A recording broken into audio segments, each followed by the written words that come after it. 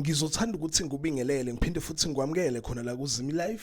Uma nje ufuna ukuhlezi updated ngokwenzeka khona la eMzansi, ungakhohlwa ke nje mbukeli ukuthi ke usubscribe kule channel and uphinde phela uklickele bell for ama notification. Namuhla ngiphethe ke amathiza kaSibongile endedlaminis akuloke leli week esikulona. Ngizoqala ngeepisode yangomsombuluko kuvela ukuthi uDeliwe uzongena ngendluzula lapha emndenini wakhe njengoba ke zobe zokwenza isimemezelo.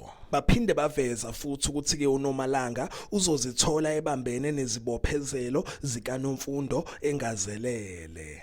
Ngidlule ngiye lapha kulwesibili baveza ukuthi ke uDeliwe uzoyithola ebhekene neqiniso lokuthi ke uVuma akasekho ezandleni zakhe anduyikhiphile kuyena. Baphinde baveza ukuthi ke uwenzeni uzopheka okokuqala lapha empilweni yakhe njengoba ke ezobepheka kuzokwenzeka inkinga kuzoba nelangabi.